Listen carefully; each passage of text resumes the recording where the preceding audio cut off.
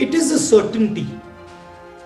There is no doubt that the government is hiding the truth on the number of deaths. There's no question about that.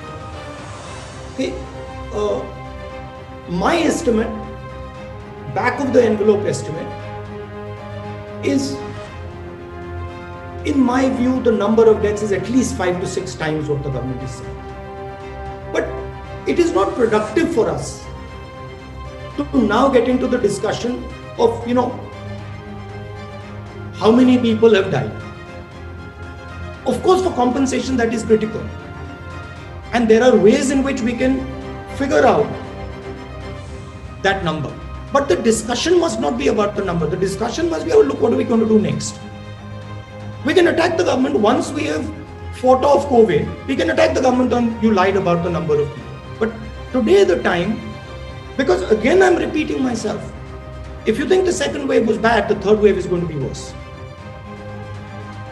Because the virus is intelligent and it is transforming itself.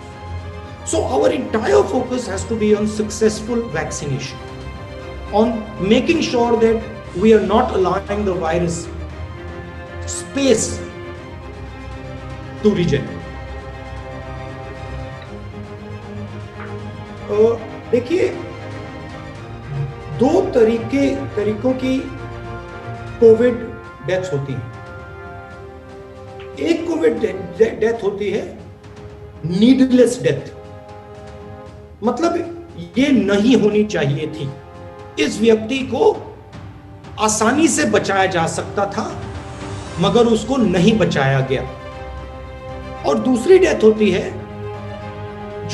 जिस व्यक्ति के पास बहुत serious comorbidities होती हैं, जो बहुत बुजुर्ग होते हैं, जिनको बचाना मुश्किल होता है. हिंदुस्तान में सेकंड वेव में 90% लोग जो मरे हैं नीडलेसली मरे हैं.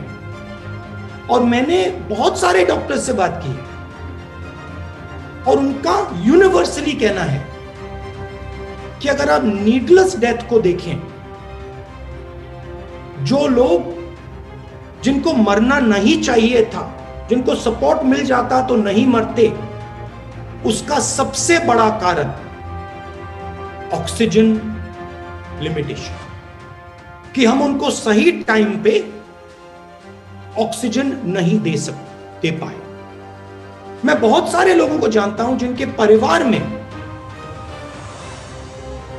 उनके माता, उनके पिता, उनके भाई, उनके बहनों की मृत्यु हुई. कारण ऑक्सीजन नहीं दे पाए.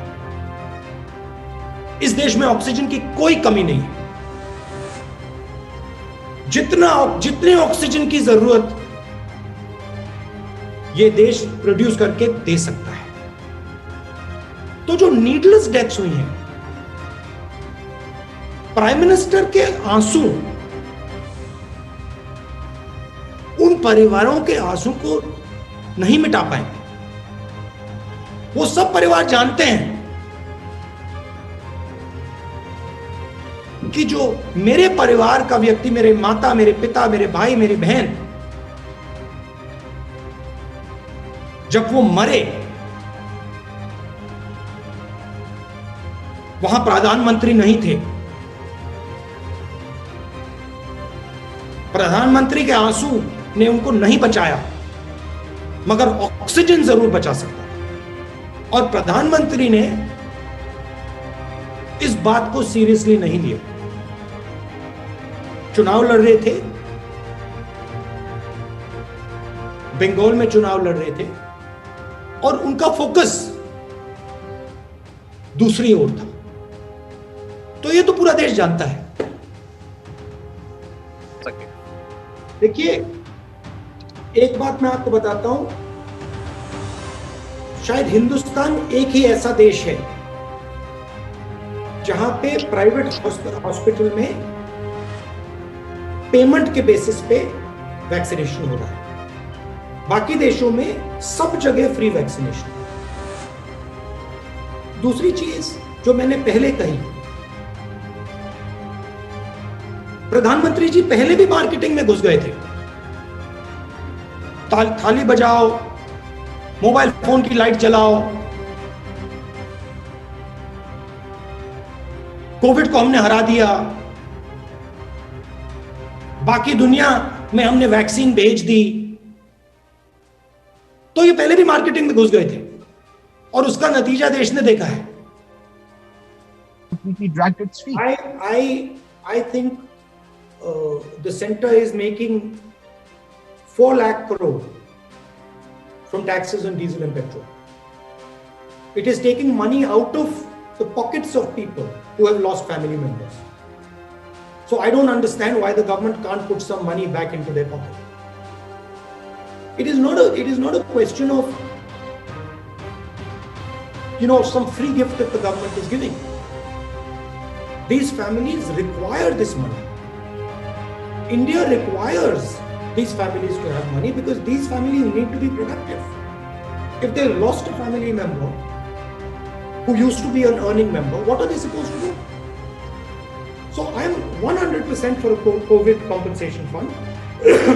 and I feel that there's no shortage of money because the government is taking money from people every day from petrol and diesel.